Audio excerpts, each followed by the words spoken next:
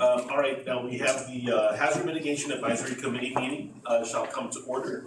And at this time, we'll just quickly go around for introductions. Amanda Bloss, State Hazard Mitigation Officer. Forrest, I'm the Terror Disaster Recovery Coordinator. And what's your last name, Kevin? Forrest We're Martin. screening. We're screening. Hi, good day everyone, Nick Lee, Bommy PA. Joaquin Guerrero, Budget Management Analyst for BPMR. Matt Santos, DSP. Rebecca Switch at Bomb Energy. Stephanie Flores, Guam State Clearinghouse. Wonderful, thank you very much. Oh, and no, the Chief of Staff and Governor's Authorized Rep, John Calvin. All right, well, agenda item number 1, we'll go with the charter. Amanda? Sure, at the last meeting, we did send out the charter. We did not receive any revisions, so that will be submitted to the Lieutenant Governor for his approval. Wonderful. Thank you. The charter is based on the last meeting, Yes. right? Current project status, BRIC. Okay, so this is the update from last time. So there are 2 significant projects that we do need to discuss that are changes from the last meeting. First would be one of the BRIC awards for fiscal year 20 for Department of Youth Affairs. They have a hardening project. They actually expired July 2025. They're still pending account creation. We did receive an update from BBMR today regarding the extension of prior year accounts. So we're pending guidance regarding that. We do understand that's quite some time. It's coming up, right, the extension. So we're already talking to FEMA about requesting an extension for that. And so we'll work with BBMR to see a good timeline where the account will be created, work with GSA to understand the procurement timeline, and then the actual execution. So we know. Sorry. Any update, Ken? So the account is created because it's actually a prior year account that DYA has. The thing was, I spoke to Christina Logan from DOA, and because the grant is all to Homeland Security, usually when there's a matching, it's usually to the same department, but DYA is covering its nominal like less than $3,000. But because of the way the account is going to be established, and because the funds were going to end, we wanted to make sure that they receive continuing appropriation authority in the FY25 Budget Act. So we just need to extend the account. But You're confident you can handle that now Correct, yeah. on the BBMR side. Very good. All right, Amanda? The other update is for number 8 for DR 4433. That was a hazard mitigation grant program under Typhoon Wuta. As we reported last time, the end of that period performance was November 7th. We did submit a period performance extension request. We did hear back today. They required additional information, and we're hoping that extension does move forward. And that's for the shuttering of 7 of Guam Fire Department stations. All right. Anything on the, any other items for this one on BRIC? Nothing for BRIC. If not, and you already kind of talked about 4398, right? That's correct. 4433. So we'll go on to agenda item number 3, applications in progress. So the application process, we have them listed here. We have 7 that are outside of the Major Hazard Mitigation Grant Program DR 4715, which we'll go into detail. We have 3 currently under BRIC for fiscal year 2023. 2 of them have RFIs in progress. That's for the port's microgrid feasibility study and for DPW. Those RFIs have been submitted to the sub-applicants, and they should be submitting those no later than tomorrow for our initial review before sending it to FEMA. So just a question maybe for Matt, and I know that you don't have the DPW. BSP, a few years ago, you guys did do a extensive stormwater plan? Or what was it that was We created? did an update to the stormwater management manual. Gotcha. And then we did training a couple weeks ago for the use of it. So we actually created mapping that created different variables to enter into the calculation tool. So basically, So those are all informing this application for our storm drain system application? no, that one's for the MS4. I gotcha. That's the one. That's for compliance. Yeah, that's the one for the MS4 because they need to map out they need to do a full inventory of their stormwater system for the MS4. Okay. All right. Go ahead, Amanda. We do have the state management costs as well. That's pending award once we know if we do get the 2 BRIC awards that I just discussed. For COVID-19, for the Hazard Mitigation Grant Program, the Guam Fire Department station hardening, the remainder of the fire stations, they actually are preparing to award that. So that should be coming out in the next couple of months or so. And there were 2 RFIs, or requests for information, for 2 of the other projects, one for Joint Mayor's Office, the other Catholic Social Services. FEMA, based on a period of about a year and a half, had deemed that the RFI process was not adequately adhered to. So we're basically waiting for a letter from FEMA regarding future guidance for that. So those 2 projects, we don't know if they can be continued for RFIs or not. We are requesting that. but this time we're just waiting for the letter from FEMA. Okay. And then we do have the typhoon award, the state management costs that will allow us to provide the personnel and support needed to manage the upcoming hazard mitigation grant program, and that's a total of 5.6 million. So is this going to be awarded soon? That's what we're hoping. So I received the first RFI earlier this week. I already answered that. And so we did ask that be the first one that they do address. And Lieutenant Governor, I have to commend Amanda. I mean, she did almost since when she was establishing the state, or calculating the management costs. Great. Thank you. Okay, so we'll go down to DR 4495. So We already talked about that, right? I think the only ones there that are left, there are the pending closeout, which we did mention earlier, and then on the back page, we do have any that were not awarded or withdrawn. So they're the last. We have 6.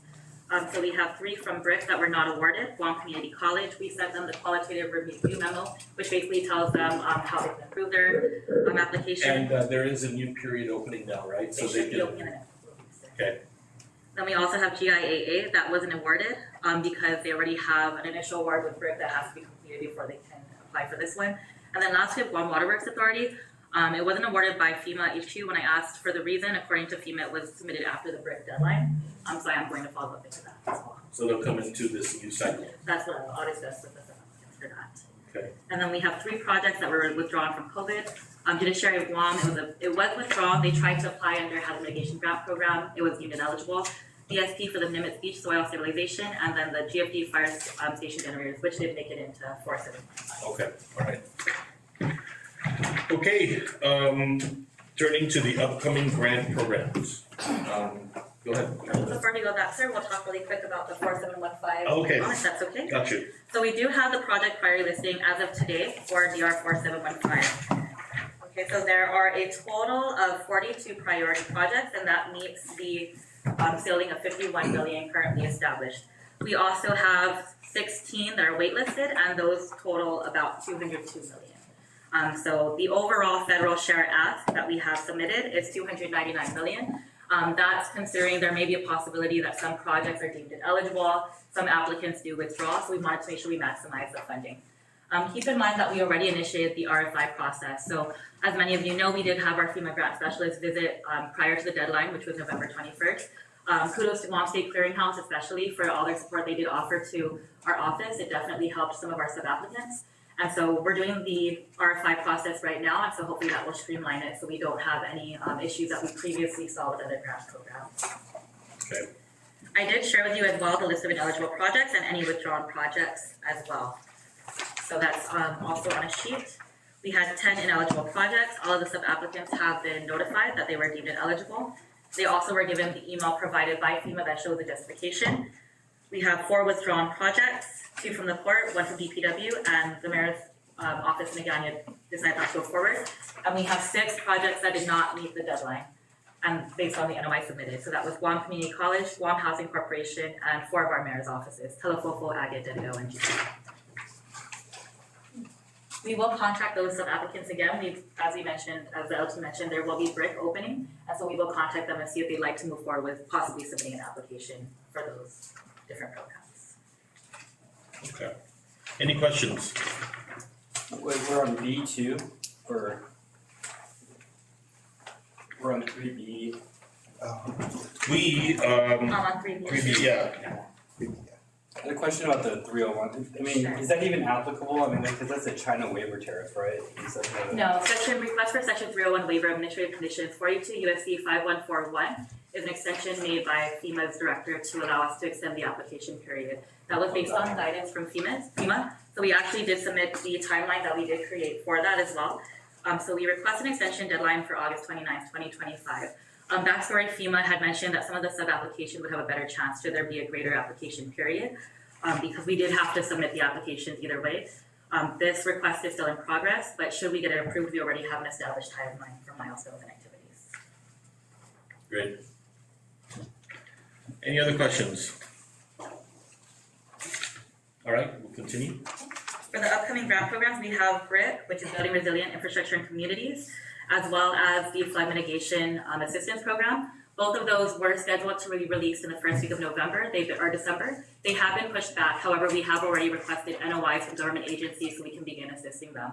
We've received NOIs from Port Authority of Guam as well as Guam Community College. And as I mentioned, we did submit to any sub-applicants who were not able to make it for the hazard mitigation grant program. We are starting to work with them and working with our grant specialists. Because the notice of funding opportunity hasn't come out yet, we don't know what the funding is going to look like. But based on the previous year, there will be a territory allocation, which we would prioritize, and that would come before the committee. There is a state or territory building code plus up, which we did not avail of previous year, which we could. And then we have the national competition. So those are the three that we're looking at for that. Flood mitigation assistance, we probably will not see many applicants only because the requirement is that you have to be insured by the National Flood Insurance Program. And just Brad, we have a greater issue on that, right?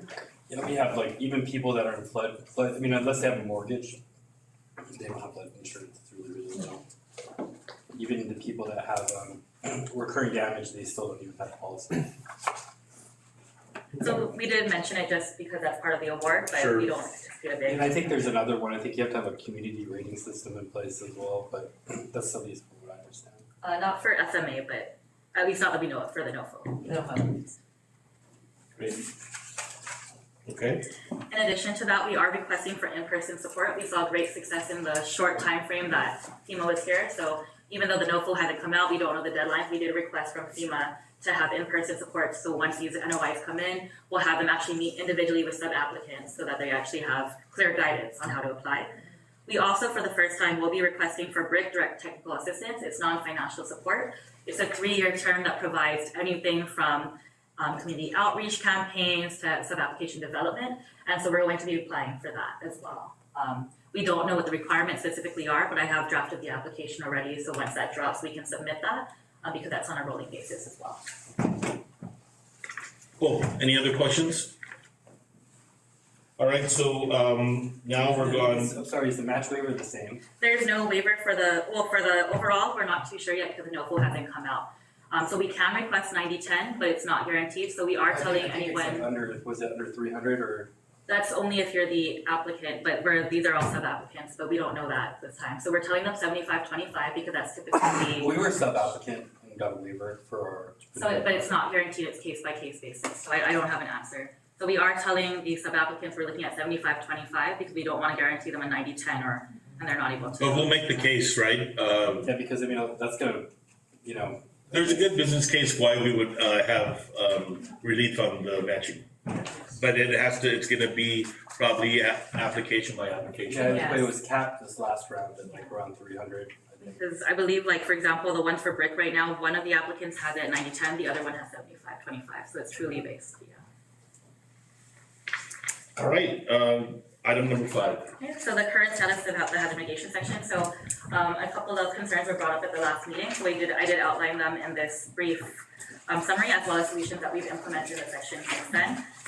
So for example, first challenge, lack of awareness of available hazard mitigation funding opportunities. We've done media campaigns, press I've seen releases. that for sure. Yeah. I think that we have, you've done an excellent job of transitioning this to a more forward. Absolutely. And so we wanted to make sure that we address that early on. Our measure of success is now we're getting individual residents call us as well. So when we're reaching the individual resident, we know we're getting somewhere, right? Yes, but we do start, we have been directing them to other agencies to support as well. So that's something. Quality sub-application development. So we provided our first technical assistance workshops. We had one on generators and a general info session. We'll continue to do that. And we'll work with FEMA directly to offer those as well. Requesting in-person FEMA support.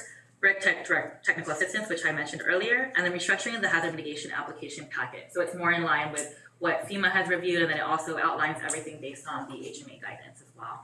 We also started one-on-one meeting scheduling with sub-applicants from NOI submission to actual sub-application submission. So they were actually able to schedule their own appointments with our office directly without even having to contact us. So we had certain time blocks they could schedule. We continue to have that moving forward. The one thing I recommend is having some sort of guidance for doing the BCAs because I get these individual one-off data requests and then I don't know what the context and I find out it's for a kind of cost benefit analysis. Yeah, Stephanie, share with us, you guys, FEMA was embedded with you for a few days. Yeah. I think that you mentioned to me that there's some staff that have been upskilled now Yes. in that. Our entire clearinghouse staff went through a tutorial with the FEMA group and they went step by step on how to fill out the BCA. to get to above 1. And it's just sometimes in the way that you word what you're doing. And so it was amazing. We got the Northern Sports Complex to a 4 point something. No, but I was speaking more towards, because those ones are easy, right? The shelter for doing Yeah. to get, if you're gonna do the discount rate, that's Right. acceptable. Right. But it's really the other projects that are Like flood projects. like Yeah. flood projects, Erosion. Infrastructure, those are a little bit more But complicated. they were very good about walking through how to do it. So Oh, no, yeah. I was leaning more to. Well, your point is government-wide, you're Yeah. wanting to, sure. Yeah, getting the data that from Guam Yeah. that they need No, to. absolutely. That there's So we have it, it's just, you know what I mean, it's like, I think that we probably should formalize. No, I think, and prior to that, right, only a few people were able to do it. So I think your point, Matt, is expanding the bench that is Yeah, able because, you know, to. like with, you know, part of the capabilities that we kind of enhanced was during the development of the hazard mitigation, you know, wow. plan was to create those variables for them to use. We even addressed it for things like coral. We have a coral loss hazard profile now that allows us to get it. So we know potential loss and we can calculate it based off location. Yeah. Definitely, if you have an in-person training where you sit there and you go through a dummy application and you start from beginning to end, I think that is going to decrease the RFIs going forward, gonna make it a lot more streamlined, and we're gonna get a better approval rate. Just definitely just by having a work-through session like that, a practical session, rather than somebody just saying, well, here's the application, go figure it out, which is what was happening in the past. So any kind of technical assistance like that, a very practical way to do it, is going to be tremendous. Yeah, because a lot of the federal training, they kind of refer to federal data sources, but we didn't have those data sources. That's why we had to create our own HAZIS application to do those. So it's well documented. I think that maybe we could do training. Perfect, we can actually do BCA training now without even having an open period, so we can request that already. Yeah, talk about just the data that they need and who to contact and stuff. And what does it actually mean when they're asking for something, right? What does that technical term, what are they saying when they mean this? Yeah. Because it could mean something to me that it means something completely different to on the FEMA application. And we're seeing that a lot. Yeah, we're seeing it a lot, there's a lot of Correct. confusion. So we think it means this, but really what their mean is something completely different. So yeah, if you had a BCA training at a time when applications were not due, that's really going to help a lot of people do things. One will ask for that being the first training that FEMA does. Yeah, or even like from the beginning for all the people that just need it, we can help them just do it for them. That might be a little bit easier in the beginning, just so we don't. I don't mind doing it just as long as they tell me what they're trying to do. And also, just to mention, for the 4715, the state management cost, there is a staff of minimum 5 additional being brought on for that as well. Part of that, we also embedded funding to travel for the sub-application development, including the components such as BCA, so the staff will be equipped to do that as well. We also requested additional tablets and things so they can do outreach outside of the office. So, we're definitely making sure the office has the capacity as well to do it locally instead of just having FEMA come in. Yeah, but again, they still need the data. Yeah. Yes. Well, it's definitely where you come in.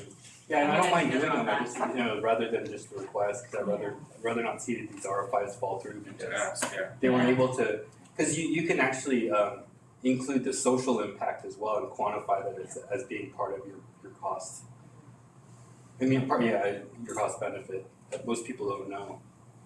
So there's a lot of things that you can do, like when you're not hitting that discount rate to add on to it to meet the requirement. We'll get together on that so we can kind of establish something. Anything else on this, on item 5? No, just the rest are kind of what we've done in the last couple of months or so to address anything. Oh, and then the EPA, before you, when did the EPA standards for the generators, it's January, or it already started? Is that a local or federal It's standard? a federal thing. It's like tier I'm 4. pretty sure we're No, not but gonna it's have a this. big, it's a big deal because most everybody No has. offense to it, just. I know, I understand, but I mean, even like with the But things are already getting published, right? yes, Yeah, already- they're all federal registered and everything. It's Yeah, just- so I think the effective date's this year, this upcoming year. So it's gonna make it a lot more expensive because you have to buy like So tier 4 for diesel generators, So we can actually talk about that, so that's. Federal what- projects are already preparing for that. Yeah, so one of the Right things now. that we did consider for the first time in our application is we did something called a phasing project, and it's a recommendation from FEMA. So phasing projects are projects that we don't necessarily have the full information, whether it be a complete BCA or things like that, or there has to be some other assessment, whether it be EHP or something like that. So a lot of our projects are on phasing, which is the reason why our priority listing is 42. Even though it's not exactly at the 51 million, we did that way because we know for a fact that at least a handful of these projects are gonna go up in cost, and so that's the reason why we. Yeah, but I think for the generator specific programs, I think it might be worth going back and doing the market research for those because we know they're gonna be more expensive because nobody has anything over 10 kW that's a tier 4. Yeah, and we're working with the sub-applicants for sure Okay. on that already. We've addressed part of that, as part of the phase. Alright, anything else? Other than that, that's it. Alright, well, it's with mixed emotions, but with lots of optimism that I announced that Amanda will be leaving us at the end of the week. For those of you who do a lot of work with the Department of Interior, the upside is that she has been selected to be the Guam field rep for the Department of Interior. You're the new dong. Yeah, we're all Amanda. But you know, I had a chance last week to speak with Assistant Secretary Cantor when I was in Hawaii and with the Director of the Office of Institute Affairs, and I told they told me about it, and I said, we know because you're taking her from us, but you know, we have very high confidence and looking forward to Guam finally having a field rep after a few years. I think we're the only territory that might be out not having a desk officer or a field rep, but Actually, with all the recent retirements, it's us. no. Virgin Islands doesn't have anybody at all. But we have Basil. Yeah, they have Basil. This He's is gonna be here, right? he's coming this week. That's what we Yeah, did. that's what I understand from the Assistant Secretary. But Amanda, congratulations, and I wanted to give you an opportunity just to maybe kind of talk about that and just, of course, for me, express my gratitude for the speed and the effectiveness of your time for So this was a long process getting on board. This was something that I had previously applied for earlier on. And then I ended up here, which honestly, this has been one of the greatest opportunities, I would definitely say. I got to work with so many different individuals. It tested me in so many ways. We have a small team, I want to say partnership, me and George, if you haven't met George. And so thank you, George, for putting up with me from all my crazy ideas and changes and to the pink folders and everything. But I definitely enjoyed my time. It was short but sweet. I loved every minute here. You know, I want to thank Charles for first, you know, having the confidence in me. And then, of course, working with LT has been an amazing experience for me as well. And just working with all of you, it's, like I said, it's hard. It's actually very hard for me to leave considering how short amount of time is here. Being able to see all the change that you all will be doing with these projects and all the potential as well for the growth of this program. I'm really excited and I can't wait to see how it grows. I was just honored to even be considered to be your state hazard mitigation officer for a short amount of time. So. Well, you know, things happen for reasons, right? And I think that the great field work you've had to do with all the agencies and knowing all the key people is definitely give you a boost on your Department of Interior responsibilities with the Office of Institute Affairs and everything. We're going to have some good work here in Guam and look forward to this next stage in your career. And of course, you were excited to with us. So. Depending on what happens. All right. Well, of course, we wanted to have a very, very quick meeting. Thank you, everybody, for coming. The meeting is adjourned.